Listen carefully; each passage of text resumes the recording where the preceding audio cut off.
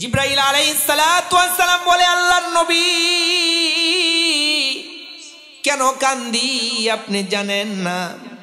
আমার আল্লাহ যেদিন থেকে জাহান্নাম সৃষ্টি করেছে আমি দেখেছি, ওই দিন থেকে আমি জিবরাইল কোনোদিন এক বেলার জন্যেও চোখের পানিকে সংবরণ করতে পারি নাই। আল্লাহর নবী গো, শুধু আমি জিবরাইল যে কাঁদি তা নয়, তা নয়, মিকাইল নামের যেই ফেরেশতাটা আছে, আল্লাহ রব্বুল আলামিন যেদিন থেকে জাহান্নাম সৃষ্টি করেছে ওই দিন থেকে মিকাইল তার হায়াতে কোনোদিন এক বেলার জন্যেও হাসি দেয় নাই, এক বেলার জন্যেও হাসি দেয় নাই। হাদিসের মধ্যে আসছে, যেই ব্যক্তিটাকে জাহান্নামের মধ্যে হাতুড়ি দিয়ে পিটানো হবে, ওই হাতুড়িটার এত ওজন হবে, এত ওজন হবে, এই পৃথিবীতে যদি ওই জাহান্নামের হাতুড়িটাকে রাখা হয়, পৃথিবীতে যত মানুষ আছে, যত জিন আছে, সমস্ত মানুষ এবং জিন মিলে যদি সেই হাতুড়িটাকে আলগা করার চেষ্টা করে, উপরে তোলার চেষ্টা করে, দুনিয়ার মানুষ এবং জিন মিলে এটার সামর্থ্য রাখে না যে ওই জাহান্নামের হাতুড়িটাকে উপরে তুলবে।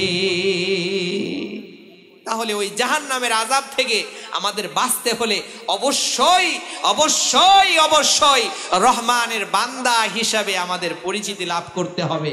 আখিরাতে না দুনিয়াতে? দুনিয়া থেকে চলে যাওয়ার আগে আম্মা জান আয়েশা রাদিয়াল্লাহু তাআলা আনহা বলেন, বিশ্বনবী মুহাম্মদুর রাসূলুল্লাহ সাল্লাল্লাহু আলাইহি ওয়াসাল্লামের সামনে একটা বাটির মধ্যে পানি দেওয়া হলো। আল্লাহর নবী বারবার বারবার আঙ্গুলগুলো পানির মধ্যে চুবাচ্ছে আর কপাল মুছতেছে, গাম মুছতেছে পানি দিয়ে। আম্মা জান আয়েশা রাদিয়াল্লাহু তাআলা আনহা দৃশ্য দেখতেছেন, ফাতিমা দৃশ্য দেখতেছেন, নবীর স্ত্রীরা দৃশ্যগুলো দেখতেছেন। আল্লাহর নবী বলে, মৃত্যুটা কঠিন, মৃত্যুটা ভয়াবহ। ওয়াজাআত সাকরাতুল মাউতি বিল হাক্কি যালিকা মা কুনতা মিনহু তাহিদ। যে মৃত্যু থেকে তোমরা পলায়ন করতে চাচ্ছ, পলায়ন করো। যে মৃত্যু তোমরা চাও না, সেই মৃত্যু, কষ্টের মৃত্যু কিন্তু তোমাদের কাছে আসবে। আসবে না? আমাদের মৃত্যু আসবে না বলেন? আমাদের বাবা আছে, দাদা আছে, কয়জনের বাবা এখানে আছে, কয়জনের দাদা এখানে আছে, সবাই চলে গেছে। আপনিও চলে যাবেন, আমিও চলে যাব। হয়তো কিছু সময়ের ব্যবধান, 1 বছর, 5 বছর, 2 বছর, 1 মাস, 2 মাস, 1 দিন, 2 দিন, 1 সপ্তাহ, এই আমাদের চলেই যেতে হবে কবরে। কোনো উপায় নাই, দেয়ার ইজ নো ওয়ে, কোনো পথ নাই। আপনি কবরে, আপনাকে যেতে হবে, মৃত্যুর স্বাদ আপনাকে নিতে হবে। বিশ্বনবী মুহাম্মদুর রাসূলুল্লাহ সাল্লাল্লাহু আলাইহি ওয়াসাল্লাম বারবার বারবার পানির মধ্যে হাতকে চুবাচ্ছে আর কপালকে ভিজিয়ে দিচ্ছে। নবীজি বলেন, মৃত্যু বড় ভয়াবহ, মৃত্যু বড় কষ্টের, মৃত্যু বড় কষ্টের। ফাতেমা রাদিয়াল্লাহু তাআলা আনহা ডাক দিয়ে বলে, আব্বাজান, ও আব্বাজান, মনে হয় আপনার মৃত্যুতে অনেক কষ্ট হয়ে যাচ্ছে, অনেক বড় কষ্ট মনে হয় আপনার হচ্ছে, অনেক বেশি খারাপ মনে হয় আপনার লাগতেছে। বিশ্বনবী মুহাম্মদুর রাসূলুল্লাহ সাল্লাল্লাহু আলাইহি ওয়াসাল্লাম বলেন, ফাতেমা রে, আজকের দিনের পরে তোমার বাবার আর কোনোদিন কষ্ট হবে না। 23টি বছর আমি নবী কষ্ট করেছি, খাবারটা ঠিক মতো আমি খাইতে পারি নাই, ঘুমটা ঠিক মতো আসতে পারি নাই, বিবিদের সাথে সময় আমি সঠিকভাবে দিতে পারি নাই, বন্ধু বান্ধবের সাথে সঠিকভাবে সময় আমি দিতে পারি নাই আল্লাহর দ্বীন প্রচারের জন্য। আজকে তোমার বাবার সকল কষ্টের অবসান হচ্ছে। আজকের দিনের পরে আর কোনো দিন তোমার বাবার কষ্ট হবে না। নবীজি দুনিয়া থেকে চলে যায় নাই।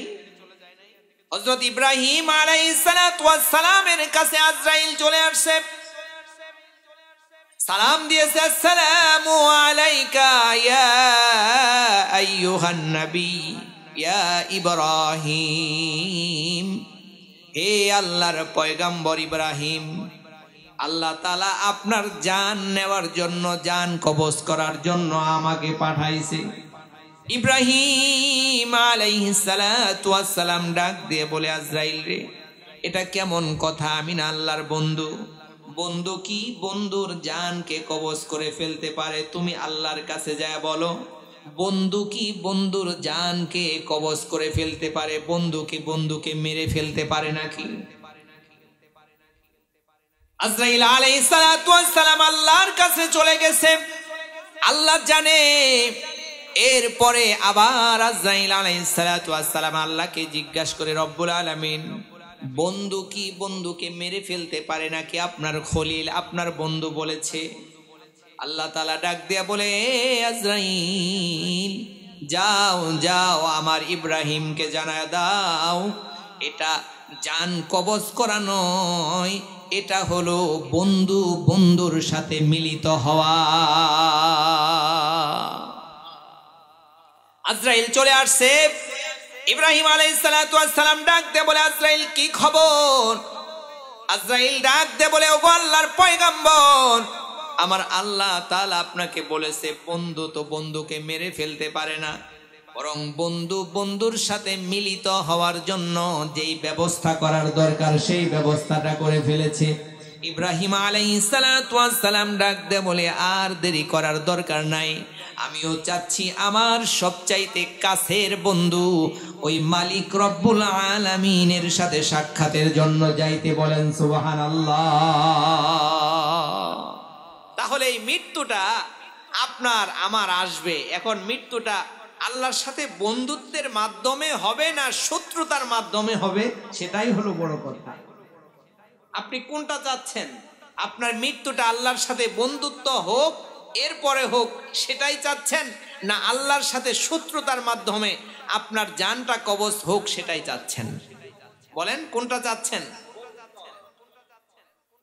একজন মুমিন বান্দার জান যখন আল্লাহ রব্বুল আলামিন কবজ করার জন্য আজরাইলকে পাঠায়, ওই আসমানের মালিক আল্লাহ যখন আজরাইলকে আদেশ করে ফেলে, বান্দার জান যখন কবজ করার সময় হয়ে যায়, জান্নাত থেকে সুঘ্রাণ নিয়ে, রেশমি কাপড় নিয়ে, রহমতের ফেরেশতাগুলোকে নিয়ে সারি সারি সাজায়া ওই মুমিন ব্যক্তির জান কবজ করার জন্য আজরাইল আলাইহিস সালাতু ওয়াস সালাম দুনিয়াতে চলে আসে। বলেন সুবহানাল্লাহ। আল্লাহ রাব্বুল আলামিন কুরআনুল কারীমের মধ্যে বলেন, ইয়া আইয়াতুহান নাফসুল মুতমাইন্না তুরজিই ইলা রাব্বিকি রাদিয়াতাম মারদিয়া ফাদখুলি ফি ইবাদি ওয়াদখুলি জান্নাতি।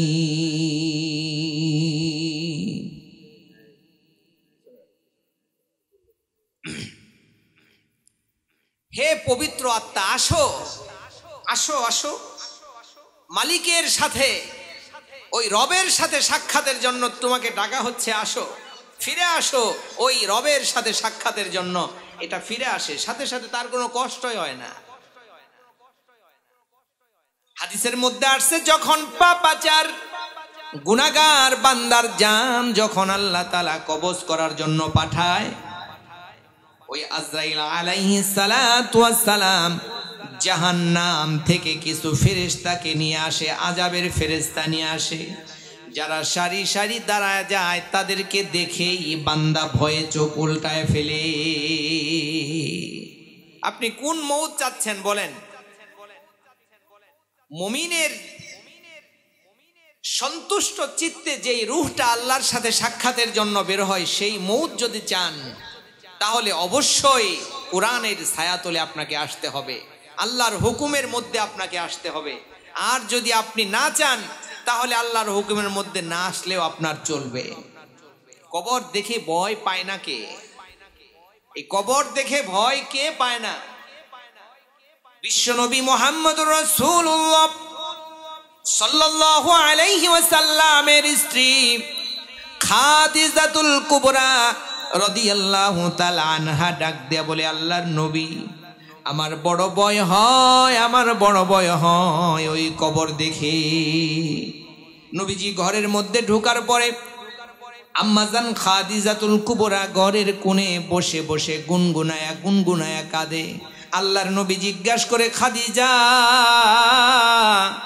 কেন কাঁদো, কেন কাঁদো, কারণটা জানতে চাই। খাদিজাতুল কুবরা ডাকতে বলে, আল্লাহর নবী, দুইটা কারণে আমি কান্দি। এর মধ্যে একটা কারণ হলো, আমি খাদিজা দুনিয়া থেকে চলে গেলে আপনার তো মাও নাই, বাবা নাই, কেউ নাই, আত্মীয় স্বজন কেউ নাই। আমি খাদিজা দুনিয়া থেকে চলে গেলে আপনাকে দেখাশোনা কে করবে? এই চিন্তায় আমি খাদিজা কান্না করি। বলেন সুবহানাল্লাহ।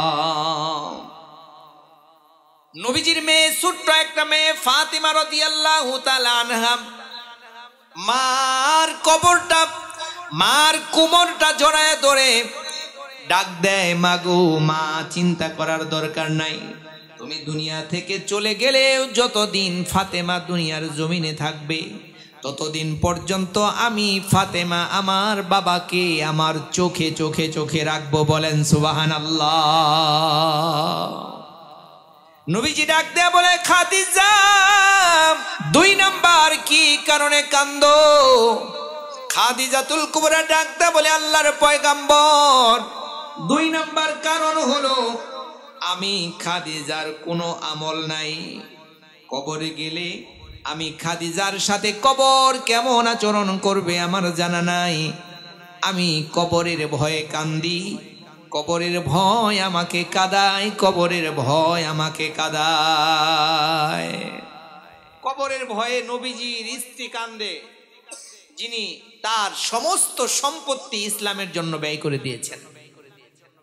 সমস্ত সম্পত্তি ইসলামের জন্য ব্যয় করেছেন। একদিন বিশ্বনবী মুহাম্মদুর রাসূলুল্লাহ সাল্লাল্লাহু আলাইহি ওয়াসাল্লামের কাছে জিবরাইল এসে ডাক দেয়, ইয়া রাসূলুল্লাহ, ইয়া হাবিবাল্লাহ, আল্লাহ রাব্বুল আলামিন আসমান থেকে আপনার বিবি খাদিজাকে সালাম জানাইছে। বলেন সুবহানাল্লাহ। খাদিজারে সালাম জানায় কে? জোরে বলেন কে? আর এই খাদিজা কবরের ভয়ে কান্দে। আমাদের মা বোনেরা বলেন, মেয়েদের ওয়াজ করার জন্য আমাকে বলা হয়েছে। মা বোনেরা কোনটার জন্য কান্দে? নবীর স্ত্রী হয়ে যদি কবরের জন্য কাঁদতে পারে, অস্থির হয়ে যাচ্ছে, আর আমাদের মা বোনেরা নামাজ না পড়ে, পর্দা না করেও কবরের জন্য কান্দে না। কথা বলেন ঠিক না ঠিক? এরা আপনার স্ত্রী, আমার স্ত্রী, আপনার মা, আমার মা, আপনার বোন, আমার বোন, এরাই তো, নাকি অন্য কেউ? এরাই।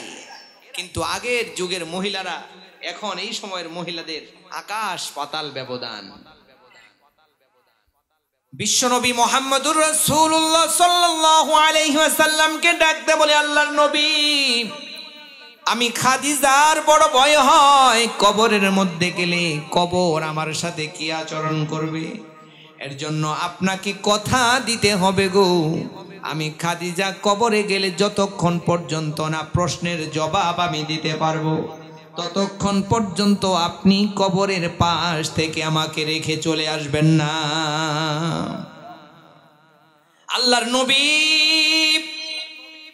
বিশ্বনবী মুহাম্মদুর রাসূলুল্লাহ সাল্লাল্লাহু আলাইহি ওয়াসাল্লাম বলেন, খাদিজা রে, কথা দিলাম রে, কথা দিলাম, তুমি দুনিয়া থেকে গেলে তোমাকে কবরে রেখে প্রশ্নের জবাব দেওয়ার আগ পর্যন্ত আমি নবী একটা পা তোমার কবরের সামনে থেকে সামনের দিকে অগ্রসর করব না। যথারীতি খাদিজা তুল কুবরা রাদিয়াল্লাহু তাআলা আনহা দুনিয়া থেকে চলে গেল। হযরত খাদিজাতুল কুবরাকে যখন কবরের মধ্যে রাখা হলো, বিশ্ব নবী তার কথা অনুযায়ী কবরের কাছ থেকে আসে না, সেখানে দাঁড়িয়ে আছে। ফেরেশতাও আসতে পারে না, তার জবাবদিহিও হয় না। আল্লাহ জিব্রাইলকে পাঠায় দেয়, জিব্রাইল রে যাও যাও যাও আমার নবীকে জানায়া দাও। খাদিজার প্রশ্নের জবাব দেওয়ার জন্য নবীজির সেখানে দাঁড়ায়া থাকতে হবে না। খাদিজার সকল প্রশ্নের জবাব আমি আল্লাহ আসমান থেকে দিয়া দিব। বলেন সুবহানাল্লাহ।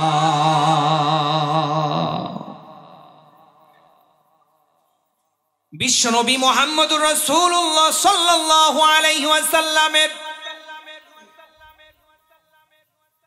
একজন বিশিষ্ট সাহাবী, তার দুইটি কন্যাকে যিনি বিয়ে করেছিলেন তার নাম হযরতে উসমান গনি রাদিয়াল্লাহু তাআলা আনহু। এই উসমান গনি রাদিয়াল্লাহু তাআলা আনহু কবরের পাশ দিয়ে গেলে কান্নায় বেহুশ হয়ে যাইতেন, কান্নায় বেহুশ হয়ে যাইতেন। লোকজন জিজ্ঞাসা করত, খলিফাতুল মুসলিমিন ও উসমান গনি রাদিয়াল্লাহু তাআলা আনহু, আপনি কেন কবরের কাছে গেলে বেহুশ হয়ে যান? কবর দেখলে আপনার হুঁশ থাকে না কেন? অথচ আল্লাহ রব্বুল আলামিন আপনাকে জান্নাতের সার্টিফিকেট দিয়ে ফেলেছে।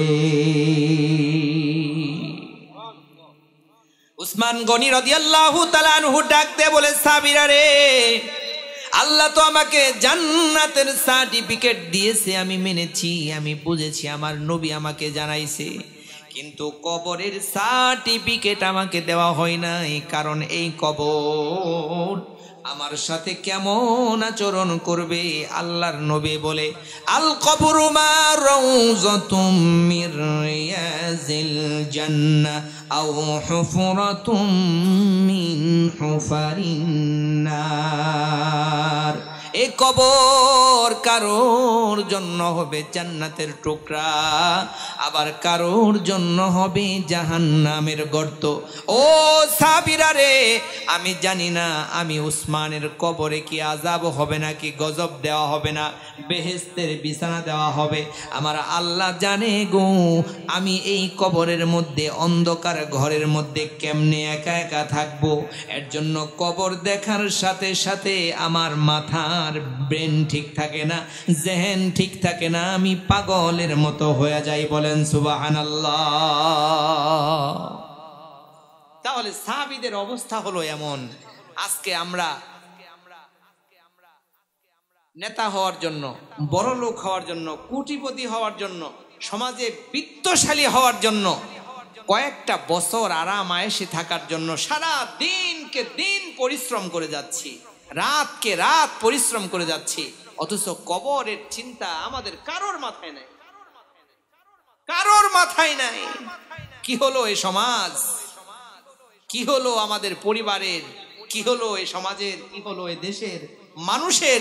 কোথাও যেন মানুষের ভয় নাই, নির্ভয়ে সবাই থাকে।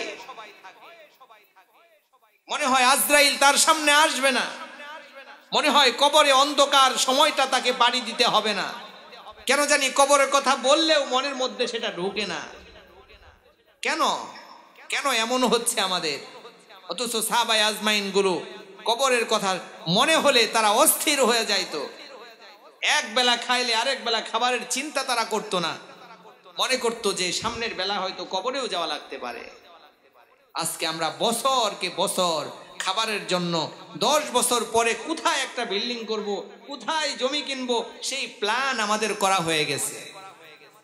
অথচ আমি যদি এখন মারা যাই, আমাকে কবরের মধ্যে রেখে দেওয়া হবে, সেই প্ল্যান আমার নাই যে কবরের মধ্যে আমাকে কি নিয়ে যাওয়া লাগবে।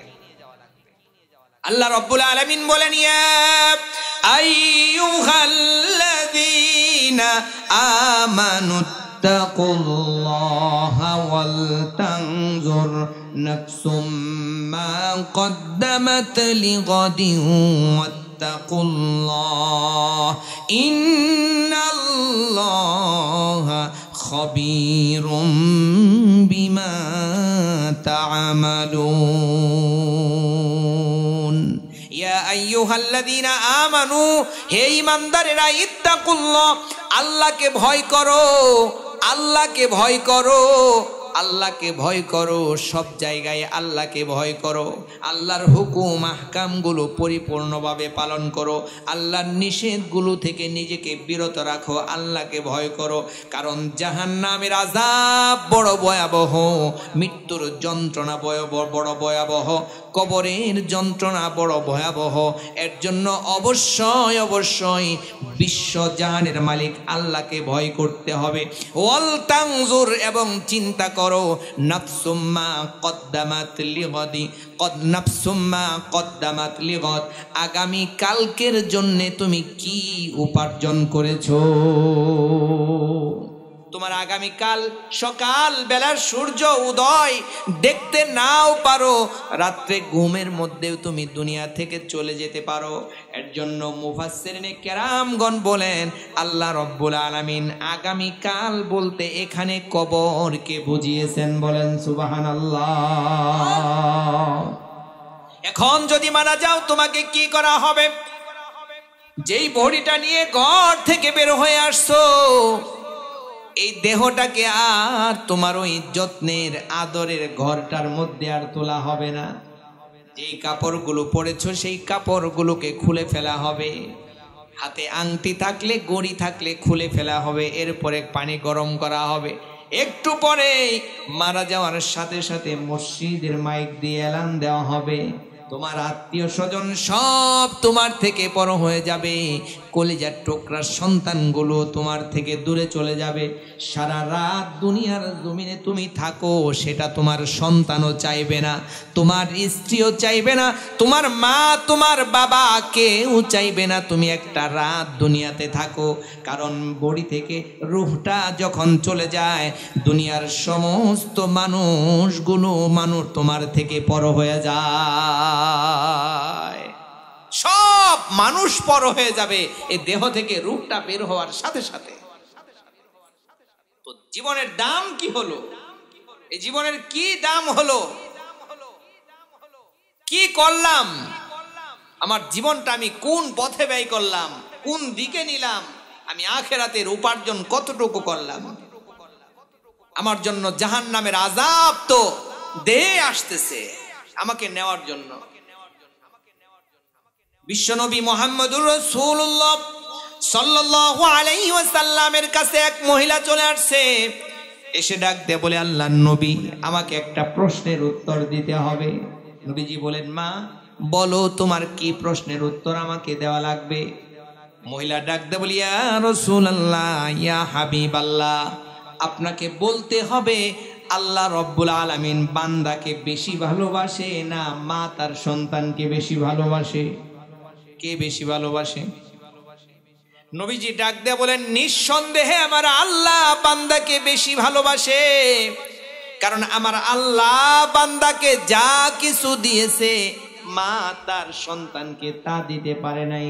দিতে পারছে নাকি? আপনি যেই কানটা দিয়ে শুনতেছেন, এই কানটা দুনিয়ার কোনো কোম্পানি আজ পর্যন্ত বানাইতে পারছে? বলেন, পারছে? এই কানটা এমন একটা কান, পৃথিবীর কত বড় বড় কোম্পানি আছে, ওয়ালম্যাক্স, অ্যামাজন, চীনের পেট্রোলিয়াম সহ বিভিন্ন ধরনের যে সংস্থাগুলো আছে, কোম্পানিগুলো আছে, আজ পর্যন্ত মানুষের কানের মতো পেঁচালো একটা কান আজ পর্যন্ত বানাইতে পারে নাই। মেশিন বানাতে পারছে, মেশিন কানের মধ্যে দিলে শন শন শন শন শব্দ করে। কিন্তু আজ পর্যন্ত পৃথিবী এত উন্নত হয়েছে, একটা কান, কৃত্রিম কান বানিয়ে মানুষকে লাগিয়ে দেওয়া হবে, আজ পর্যন্ত সেটা কোনো বিজ্ঞানী পারে নাই। এই কানের মধ্যে আল্লাহ রাব্বুল আলামিন 1 লক্ষ শ্রবণ কোষ দিয়েছেন। কয় লক্ষ? জোরে বলেন। 1 লক্ষ শ্রবণ কোষ দিয়ে কানটাকে পেছালু কান বানিয়েছে। এই কানের যে প্যাচ দিয়েছে, আপনি ঘুমের মধ্যে এই কানের মধ্যে যদি একটা পিঁপড়া ঢুকতে চায়, আপনার প্যাচে পড়ার সাথে সাথে আপনার মস্তিষ্কে খবর হয়ে যাবে যে ভিতরে একটা মাল আসতেছে ঢোকার জন্য। আপনি খবর পেয়ে যাবেন, ঘুমের মধ্যেই খবর পেয়ে যাবেন। আর এই কানের ভিতরে যে একটা ময়লা আছে, কটু গন্ধ, এর জন্য পৃথিবীর কোনো পোকা এই কান দিয়ে প্রবেশ করে না। সুবহানাল্লাহ বলবেন না? আল্লাহ রাব্বুল আলামিন 1 লক্ষ শ্রবণ কোষ দিয়েছে। বর্তমান মেডিকেল সায়েন্স প্রমাণ করেছে 1 লক্ষ শ্রবণ কোষ আল্লাহ তাআলা এই কানের মধ্যে দিয়েছে।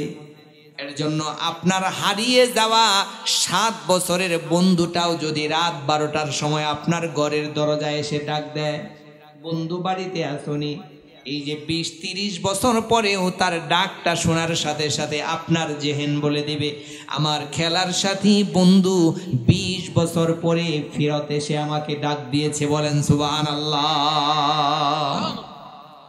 আপনার মা যদি ডাক দেয় আপনি বুঝতে পারবেন, আপনার বোন ডাক দিলে আপনি বুঝতে পারবেন, আপনার সন্তান ডাক দিলে আপনি বুঝতে পারবেন, একজন অপরিচিত মানুষ ডাক দিলেও আপনি বুঝতে পারবেন যে এই মানুষটারে আমি চিনি না।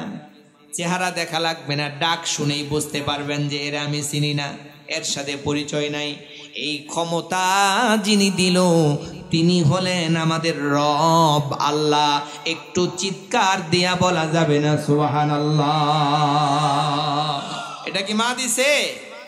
বলেন। এই যে চোখ দিয়ে যেটা দিয়ে দেখতেছেন, এই চোখটার খবর জানেন? এই চোখটার খবর জানেন? এই চোখের মধ্যে বর্তমান মেডিকেল সায়েন্স প্রমাণ করেছে এই চোখ দিয়ে মানুষ 3 থেকে 4 মাইল দূরে, খালি চোখে 3 থেকে 4 মাইল দূরে একটা মোমবাতি দেখার সক্ষমতা রাখে। আল্লাহ তাআলা এই সক্ষমতা বান্দার চোখের মধ্যে দিয়েছেন। চিল্লায় বলেন সুবহানাল্লাহ। এই একটা চোখের যদি 60 ওয়াট,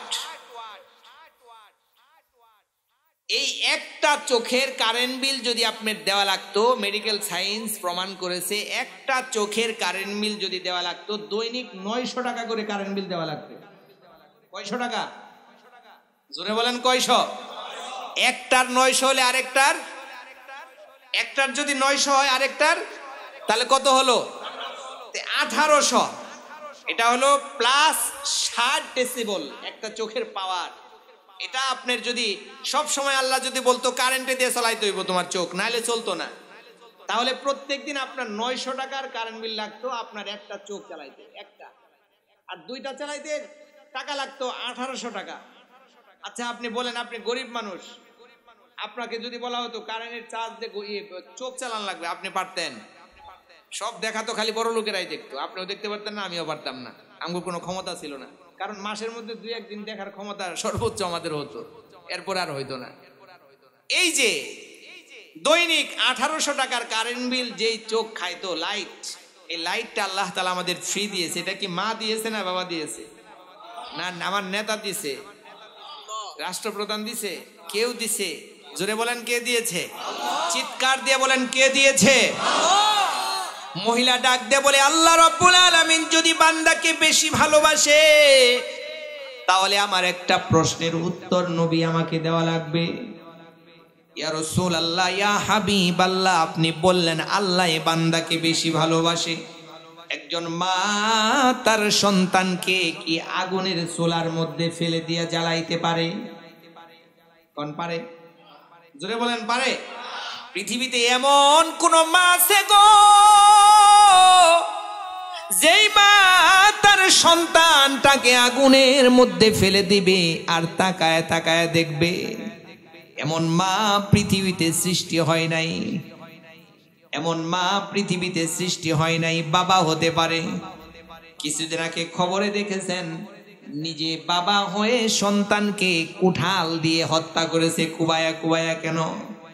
সন্তানটা খাইতো ইয়াবা, সন্তানটা খাইতো গাঁজা, সন্তানটা খাইতো মদ ফেন্সিডিল খেয়ে বাসার মধ্যে এসে অত্যাচার করত।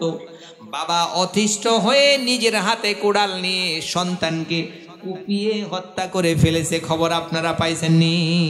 পাইছেন? বাবা মারতে পারে, মা পারে না, মা পারে না। বাবা সন্তানকে কাঁধের মধ্যে নিয়ে কবরে নামাইতে পারে গো, মা পারে না, মা পারে না, মা পারে না। মাকে দিয়ে কবরে সন্তানকে নামানো নিষেধ। কোন মা যদি সন্তানের লাশ নিয়ে কবরের মধ্যে নামে, পৃথিবীর কোন মায়ের ক্ষমতা নাই ওই সন্তানটাকে কবরের মধ্যে রেখে নিজে উঠে চলে আসবে। বাবা পারবে কিন্তু মা কোনো দিন পারবে না। এর জন্য হাদিসের মধ্যে নিষেধ করে দেওয়া হয়েছে কোনো সন্তানকে নিয়ে যেন তার মা কবরের মধ্যে না নামায়। আল্লাহর নবী আমাকে বলেন, মা তার সন্তানরে বেশি ভালোবাসে না, আল্লাহ বেশি ভালোবাসে। মা যদি সন্তানকে ভালোবেসে আগুনের মধ্যে ফেলে দিতে না পারে, তাহলে আমার আল্লাহ কেমনে গো বান্দাকে বানায়া এত দামি দামি যন্ত্রপাতি তার শরীরের মধ্যে দিয়া এই বান্দাগুলোকে দিয়ে আল্লাহ তাআলা জাহান্নামের আগুনে জ্বালাবে।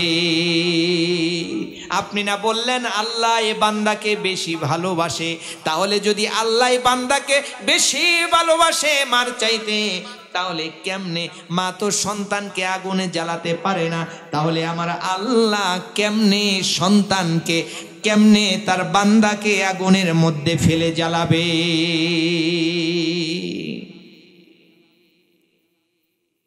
কেমনে জ্বালাবে? বিশ্বনবী মুহাম্মদুর রাসূলুল্লাহ সাল্লাল্লাহু আলাইহি ওয়াসাল্লামের কাছে জিবরাইল চলে আসছে। বিশ্বনবী মুহাম্মদুর রাসূলুল্লাহ সাল্লাল্লাহু আলাইহি ওয়াসাল্লাম মহিলাকে ডাক দিয়ে বলে, মহিলা রে, আমার আল্লাহর যেই বান্দারাগুলো আছে, আমার আল্লাহর যেই সমস্ত বান্দাগুলো আছে, আল্লাহ তাআলা তার একটা বান্দাকে দিয়ে জাহান্নামের মধ্যে জ্বালাবেন না। বলেন সুবহানাল্লাহ। এই পৃথিবীতে যত মানুষ আছে সব মানুষ কি আল্লাহর বান্দা নাকি? আমার কথা বুঝতেছেন না বুঝেন নাই? বুঝেন? ওই পিছনের ভাইরা বুঝতেছেন? যদি বুঝেন তাহলে আমার প্রশ্নের উত্তর দেওয়া লাগবে। এই পৃথিবীতে হিন্দু, মুসলিম, খ্রিস্টান, বৌদ্ধ, ইহুদি, নাসারা কত জাত আছে, সব মানুষ কি আল্লাহর বান্দা? তাহলে আল্লাহর বান্দা কারা? সব আল্লাহর সৃষ্টি, বাট আল্লাহর বান্দা না। বান্দা শব্দের অর্থটা হলো আব্দ। আব্দ অর্থ কি? গোলাম। আব্দুন মানে বান্দা, বান্দাটাই গোলাম। আব্দুন মানে বান্দা, গোলাম। গোলাম তো সবাই না আল্লাহর। যারা আল্লাহর গোলামি করে তারাই না গোলাম। যারা আল্লাহর গোলামি না করে এরা মানুষ হলেও এরা আল্লাহর গোলাম নয়। গোলাম কাকে বলে? খুতবাতে হাকিমুল ইসলাম আল্লামা কারি তৈয়ব রাহিমাহুল্লাহু আলাইহি একটা ঘটনা নিয়ে আসছে। এক বাগানের মালিক তার শ্রমিককে বলছে, এই এদিকে আসো, তোমার পছন্দের ফল কোনটা? আমার বাগানের পছন্দের ফল কোনটা তোমার কাছে? শ্রমিক ডাক দিয়ে বলে, মালিক, আমার কোনো পছন্দ নাই। আপনি যেই ফলটা আমার জন্য পছন্দ করবেন ওই ফলটাই আমার পছন্দ। মালিক ডাক দিয়ে বলে, গোলাম, তোমার কোন পোশাকটা, কোন কাপড়টা পরতে সবচাইতে বেশি ভালো লাগে? পছন্দের কাপড় কোনটা? শ্রমিক ডাক দিয়ে বলে, মালিক, আমার পছন্দের কোনো কাপড় নাই, কোনো রং নাই। আপনি যেই কাপড়টা, যেই রংটা পছন্দ করবেন ওটাই আমার পছন্দ। মালিক ডাক দিয়ে বলে, শ্রমিক, কোন খাবারটা পৃথিবীতে তোমার কাছে সবচাইতে সুস্বাদু লাগে, পছন্দের মনে হয়? শ্রমিক ডাক দিয়ে বলে, মালিক, আমার পছন্দের কোনো খাবার নাই। আপনি যেই খাবারটা আমার জন্য পছন্দ করবেন সেটাই আমার কাছে পছন্দের। বলেন সুবহানাল্লাহ। মালিক ডাক দিয়ে বলে, না না না না, এটা হতে পারে না, তোমার তো কোনো পছন্দই নাই। শ্রমিক ডাক দিয়ে বলে, আমার যদি পছন্দ থাকতো তাহলে আমি শ্রমিক কেন হব, গোলাম কেন হব? আমার পছন্দ থাকলে তো আমি নিজেই মালিক হয়ে যাইতাম। বলেন সুবহানাল্লাহ। নিজের পছন্দ থাকলে তো নিজে মালিকই হওয়া যায়, তাহলে নিজে আর গোলাম হয়ে লাভ? আমাদের কোনো পছন্দ যদি থাকে, বিশ্বনবীর পছন্দের সাথে পছন্দের মিল হওয়া লাগবে। কারণ নবীজির প্রত্যেকটা পছন্দই ছিল আল্লাহ তাআলার সবচাইতে শ্রেষ্ঠ গোলামি। আমার পছন্দ, আমার আল্লাহ যেটা পছন্দ করে, কোন পোশাকটা পরবো যেই পোশাকটা আল্লাহ পছন্দ করে, কোন ব্যবসাটা করব যেইভাবে ব্যবসা করলে আল্লাহ পছন্দ করে, কোন কাজটা করব ওই কাজটা আল্লাহ পছন্দ করে কিনা।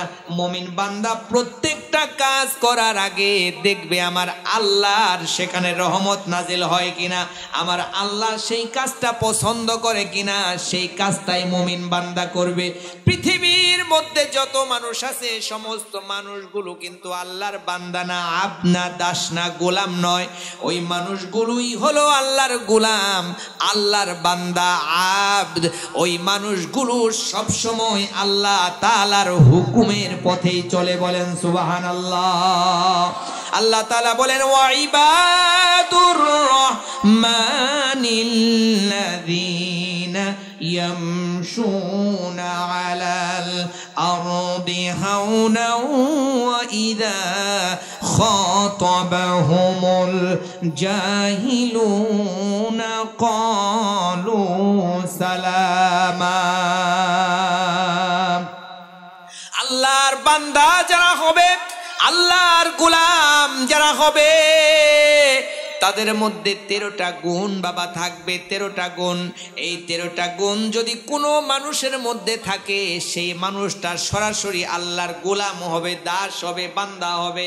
ওই মানুষটার টেনশন নাই যে এই মানুষটাকে আল্লাহ জাহান্নামে দিবে, বরং এই গোলামের মধ্যে যদি এই গুণগুলো থাকে, এই মানুষটা মারা যাওয়ার সাথে সাথে আল্লাহ রব্বুল আলামিন কুদরতি কুলে উঠাইয়া মানুষটাকে সরাসরি জান্নাতের মেহমান বানায়া দিবে। বলেন সুবহানাল্লাহ। এর মধ্যে 1 নাম্বার গুণ হলো মানুষটা আব্দ হবে, গোলাম হবে, দাসত্ব করবে একমাত্র আল্লাহর। আল্লাহ ছাড়া কারোর গোলামি, কারো দাসত্ব সে করবে না। আল্লাহ তাআলা ছাড়া কারোর হুকুম সে মানবে না। সব কাজের মধ্যে আল্লাহ তাআলাকে মানবে, আল্লাহ তাআলাকে খুঁজবে, নবীর সুন্নাহ মোতাবেক জীবন যাপন করবে। এই মানুষটাই 1 নাম্বার গুণে গুণান্বিত হয়ে যাবে। বলেন সুবহানাল্লাহ। ওয়ায়ামশুনা আলাল আরদি হাওনা। 2 নাম্বার গুণ হলো মানুষটা কি করবে, এই মানুষটা নন্মতার সাথে দুনিয়ার জমিনে চলাফেরা করবে। নন্মতার সাথে দুনিয়ার জমিনে চলাফেরা করবে। কিসের সাথে বলেন? লুকমান হাকিম তার সন্তানকে বলে, এ সন্তান, দুনিয়াতে কিন্তু দম্ভ ভরে চলা যাবে না। ওয়ালা তামশি ফিল আরদি মারহা। ক্ষমতা পাইছো, বড় একটা পদ পেয়ে গেছো, চেয়ার পেয়ে গেছো, তোমার ক্ষমতায়, তোমার হাতের ইশারায় পুলিশ নড়ে আর চড়ে। যদি আসতে বলো আসে, যাইতে বলো যায়, যেইভাবে বলো সেইভাবেই হয়। এই ক্ষমতার চেয়ারে বসেও যদি তুমি নন্মতার পরিচয় দিতে পারো, তাহলে তুমি হবে ওই রহমানের বান্দার 1 নাম্বার দাস। বলেন সুবহানাল্লাহ। ক্ষমতা আছে, লাঠি আছে, পাওয়ার আছে, এরপরেও পাওয়ার দেখায় না। মোটরসাইকেল তো নতুন আছে, পালসার, আরো দামি গাড়ি আছে, বাজারও আছে, এরপরেও বোতামটা খুলে রাখে না, নিচের দিকে তাকায়া হাঁটে, মানুষকে সম্মান করে সালাম দেয়, ভদ্রতা নম্রতার সাথে সে চলে। মারা যাওয়ার পরেও মানুষগুলো তার জন্য কাঁদে। এমন নন্মা মানুষ যদি কেউ হতে পারে, এই মানুষটাও ওই আল্লাহর 13টা গুণে গুণান্বিত হয়ে যাবে। রহমানের বান্দা হিসেবে সে পরিচিতি লাভ করবে। আল্লাহ তাআলা তাকে মাফ করে জান্নাত দান করবেন। বলেন সুবহানাল্লাহ। وَيَمْشُونَ عَلَى الْأَرْضِ هَوْنًا وَإِذَا خَاطَبَهُمُ الْجَاهِلُونَ قَالُوا سَلَامًا।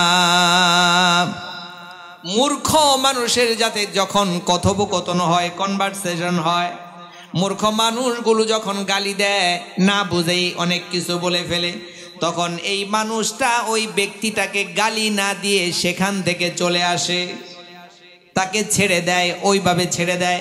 মূর্খ মানুষের সাথে সে তর্কে জড়ায় না। এই মানুষটাও রহমানের বান্দা হিসেবে পরিচিতি লাভ করবে।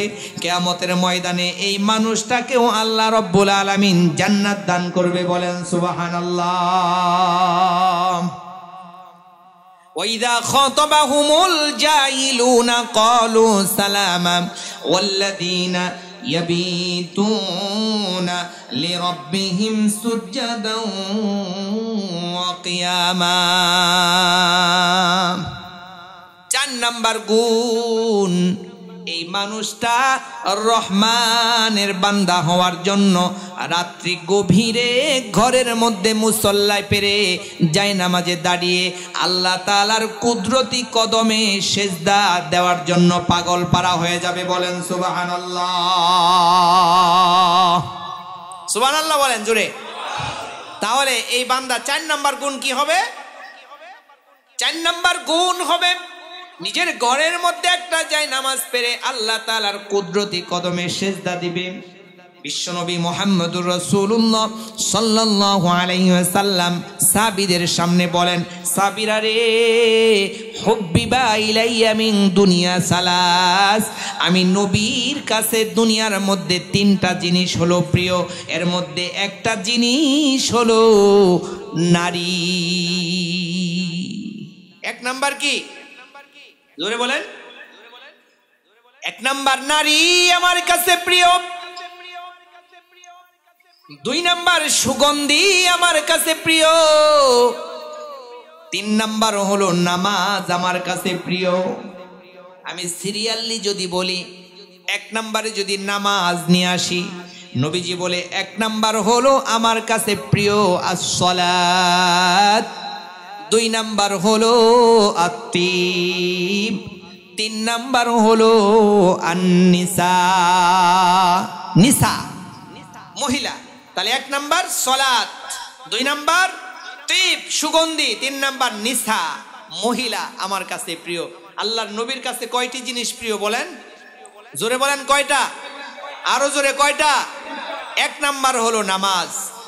বিশ্বনবী মুহাম্মদুর রাসূলুল্লাহ সাল্লাল্লাহু তাপাই, বিশ্বনবী রাত্রিবেলা নামাজে দাঁড়ায় গেলে তার পা গুলো ফুলে যাইতো, রক্ত জমা হয়ে যাইতো, পা গুলো ফুলে যাইতো। আমার আল্লাহ জিব্রাইলের মাধ্যমে জানায় দিতেন, নবী গো, এত কষ্ট আপনার করা লাগবে না, আমি আল্লাহ আগের পিছের সব গুনাহগুলো মাফ করে আপনাকে দুনিয়াতে পাঠাইছি। বলেন সুবহানাল্লাহ। আম্মা জান আয়েশা রাদিয়াল্লাহু তাআলা আনহার ছোট্ট একটা ঘরের মধ্যে আল্লাহর নবী যখন নামাজে দাঁড়ায় যাইতো গো, বিশ্বনবী মুহাম্মদুর রাসূলুল্লাহ সাল্লাল্লাহু আলাইহি ওয়াসাল্লামের স্ত্রী আয়েশা পাটা জড়ায়া পাটা গুজ করে এইভাবে শুয়ে থাকতো। এটা ছোট্ট একটা ঘর ছিল। নবীজি ঘরের মধ্যে দাঁড়ায় নামাজ আদায় করলে আম্মা জান আয়েশা তার পাটাকে সোজা করে রাখতে পারতো না, এত ছোট্ট একটা রুমের মধ্যে। অথচ আল্লাহর নবী রাত্রিভর দাঁড়ায়া দাঁড়ায়া দাঁড়ায়া দাঁড়ায়া নামাজ পড়তো উম্মতকে শিক্ষা দেওয়ার জন্য। উম্মতেরা রে, সবচেয়ে পৃথিবীর দামি জিনিস হলো ওই মালিকের কদমে সেজদা দেওয়া। বলেন সুবহানাল্লাহ। আম্মা জান আয়েশা রাদিয়াল্লাহু তাআলা আনহা বলেন, এ উম্মতেরা রে, একদিন রাত্রিবেলা আমি দেখি বিশ্বনবী মুহাম্মদুর রাসূলুল্লাহ সাল্লাল্লাহু আলাইহি ওয়াসাল্লাম অনেক লম্বা সময় ধরে নামাজের মধ্যে দাঁড়ায় আছে, লম্বা সময় ধরে রুকু দিল, এরপরে সিজদায় গিয়ে নবী আমার মাথা তুলে না। আমি চিন্তা করলাম, মনে হয় আমার আল্লাহর নবী আমার স্বামী মুহাম্মদুর রাসূলুল্লাহ সাল্লাল্লাহু আলাইহি ওয়াসাল্লাম দুনিয়া থেকে চলে গেছে। এত লম্বা সেজদা দেওয়ার কারণে আমার মনে ভয় হলো যে আমার স্বামী মনে হয় দুনিয়া থেকে চলে গেছে।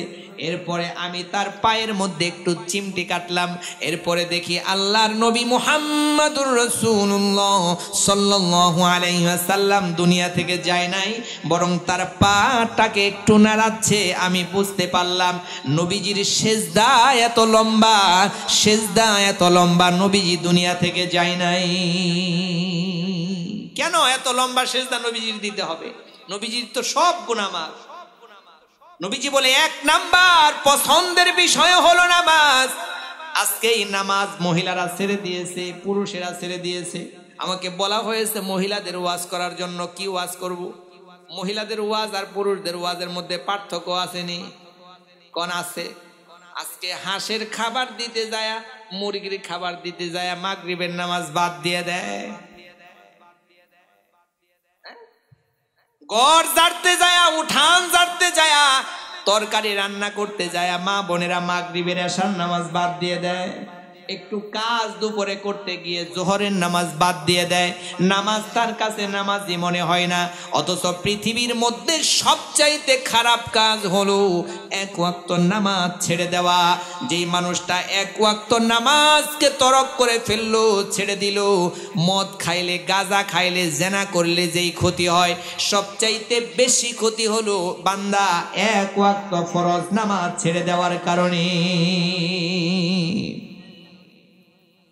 এক ওয়াক্ত ফরজ নামাজ যদি ছেড়ে দেয়, তাহলে কত শত বছর যে তাকে জাহান্নামের আগুনের মধ্যে জ্বলা লাগবে, হিসাব নাই।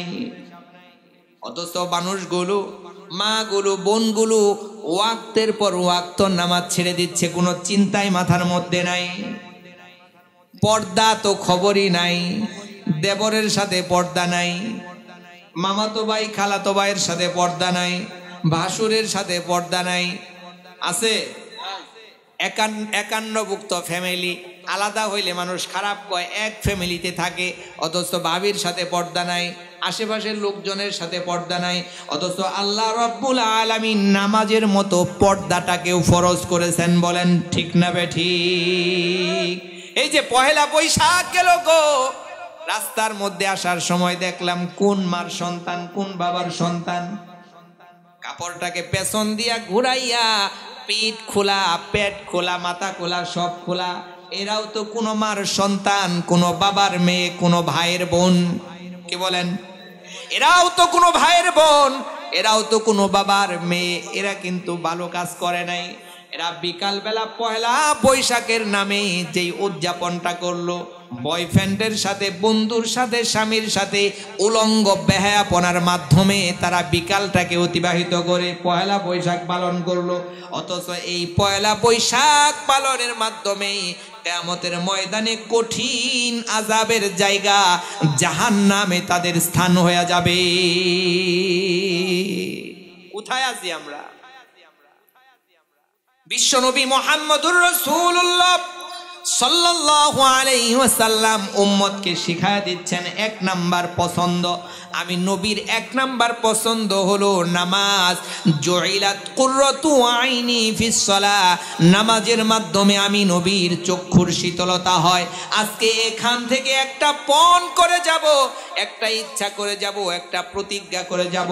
যেই সমস্ত মা বোনগুলো, আমার কলিজার টুকরা মা বোনগুলো আসছেন, যেই সমস্ত কলিজার টুকরা বাবারা আসছেন, ভাইয়েরা আসছেন, প্রতিজ্ঞাবদ্ধ হয়ে যাব এই মাহফিল থেকে যতদিন দুনিয়াতে জীবিত থাকবো, এক ওয়াক্তের জন্য কোনোদিন নামাজ আমরা ছেড়ে দেব না। পারবেন সবাই? পারবেন? হাত তোলেন।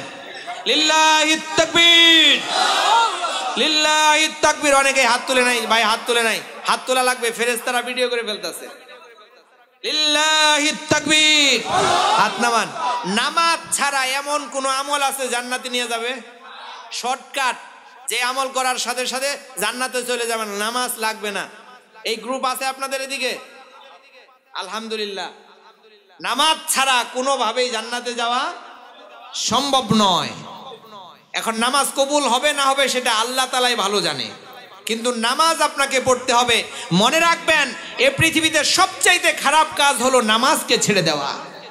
যেই মালিক আপনার চোখ দিয়েছে, নাক দিয়েছে, কান দিয়েছে, বেঁচে থাকার জন্য পৃথিবী দিয়েছে, এত সুন্দর আবাসস্থল যেই মালিক আপনাকে দিয়েছে, সেই মালিকের প্রথম হুকুম হলো নামাজ আদায় করবেন, যেটার কথা কুরআনুল কারীমের মধ্যে ৮২ জায়গায় বলা হয়েছে। এটাই আপনি ছেড়ে দিলেন, তো মালিকের অন্যান্য আদেশ আপনি আর কি মানবেন? ২ নাম্বার হলো সুগন্ধি। সুগন্ধিটা আল্লাহর নবীর কাছে প্রিয়।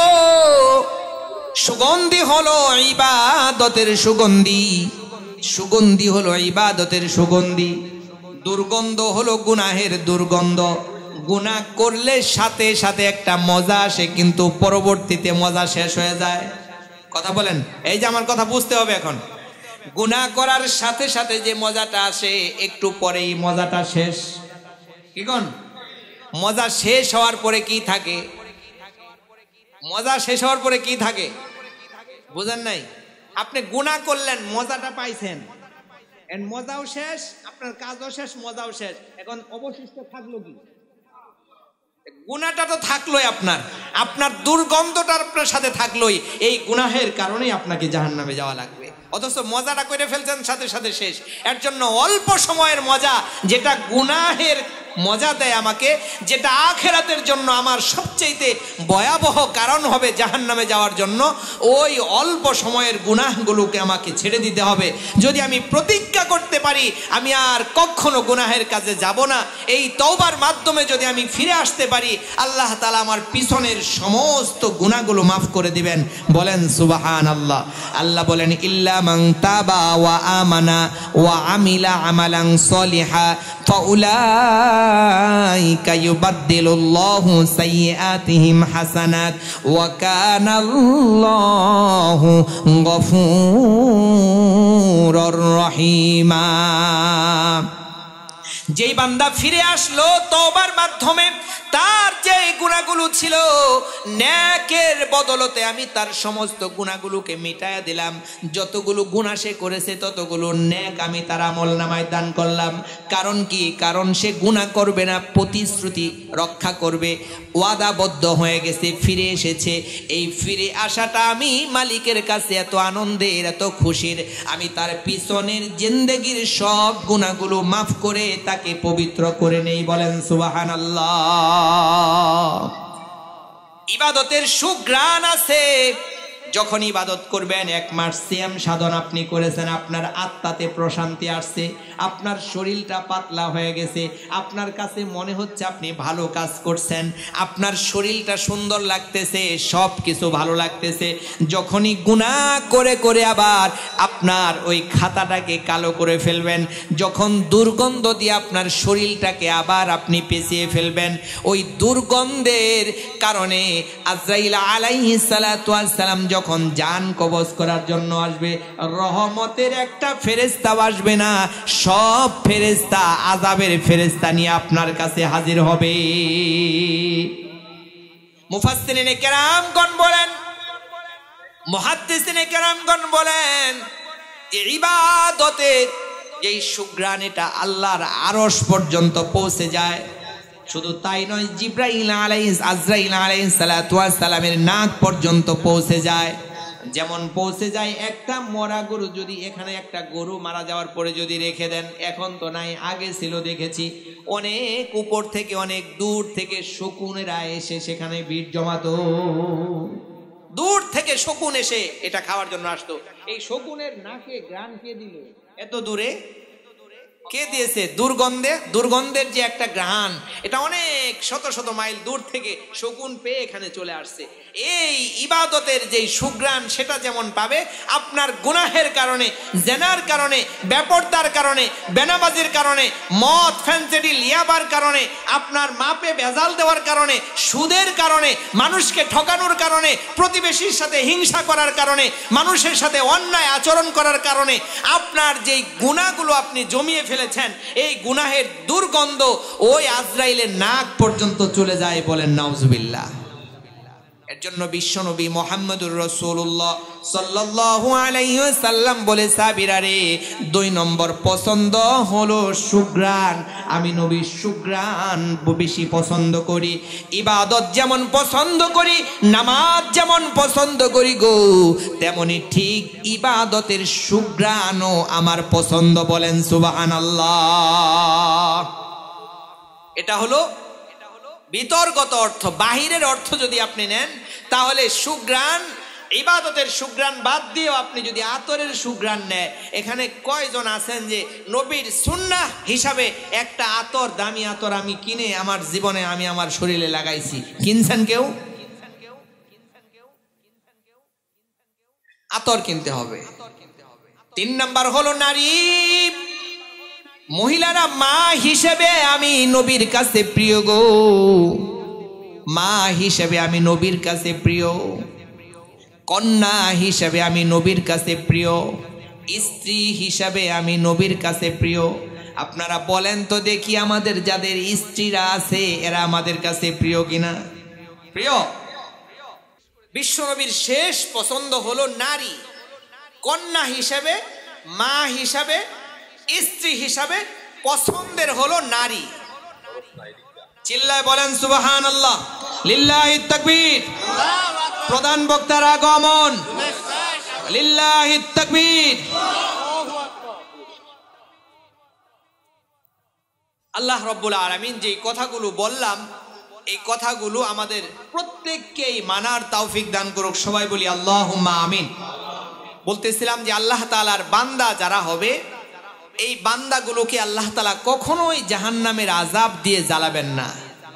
জাহান্নামের বর্ণনা আমাকে দিতে বলা হয়েছিল, শুধু এতটুকু বর্ণনা আমি দিচ্ছি। বিশ্বনবী মুহাম্মদুর রাসূলুল্লাহ সাল্লাল্লাহু আলাইহি ওয়াসাল্লামের সামনে এসে জিবরাইল আলাইহিস সালাতু ওয়াস সালাম একদিন কাঁদতেছে, বিশাল কান্না কাঁদতেছে। আল্লাহর নবী ডাক দিয়ে বলে, জিবরাইল কেন কান্দো? এইভাবে কান্দার কারণ কি? জিবরাইল আলাইহিস সালাতু ওয়াস সালাম বলে, আল্লাহর নবী কেন কান্দি আপনি জানেন না?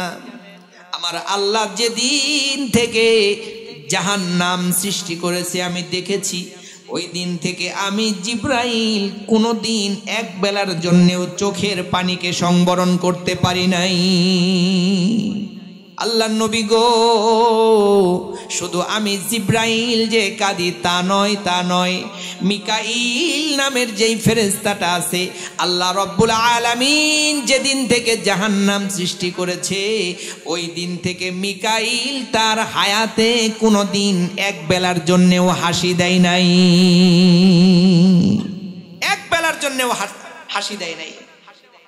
হাদিসের মধ্যে আসছে, যেই ব্যক্তিটাকে জাহান্নামের মধ্যে হাতুড়ি দিয়ে পিটানো হবে, ওই হাতুড়িটার এত ওজন হবে, এত ওজন হবে, এই পৃথিবীতে যদি ওই জাহান্নামের হাতুড়িটাকে রাখা হয়, পৃথিবীতে যত মানুষ আছে, যত জিন আছে, সমস্ত মানুষ এবং জিন মিলে যদি সেই হাতুড়িটাকে আলগা করার চেষ্টা করে, উপরে তোলার চেষ্টা করে, দুনিয়ার মানুষ এবং জিন মিলে এটার সামর্থ্য রাখে না যে ওই জাহান্নামের হাতুড়িটাকে উপরে তুলবে। তাহলে ওই জাহান্নামের আযাব থেকে আমাদের বাঁচতে হলে অবশ্যই অবশ্যই অবশ্যই রহমানের বান্দা হিসাবে আমাদের পরিচিতি লাভ করতে হবে। আখিরাতে না দুনিয়াতে? দুনিয়াতেই আমাদের এই গুণগুলো অর্জন করতে হবে। যদি আমরা করতে পারি, আল্লাহ রাব্বুল আলামিন আমাদের জন্য জান্নাত রাখছেন। ওই মহিলা যেমন বলেছেন নবীজিকে, ইয়া রাসূলুল্লাহ, তাহলে কি আল্লাহ মার চাইতে কম ভালোবাসে না বেশি ভালোবাসে? নবীজি বলেছে, না, মার চাইতে শত শত শত গুণ বেশি আমার আল্লাহ বান্দাকে ভালোবাসে। যদি কেউ রহমানের বান্দা হইতে পারে, তাহলে ওই ব্যক্তিকে আল্লাহ তাআলা কখনোই জাহান্নামের আগুনে জ্বালাবেন না।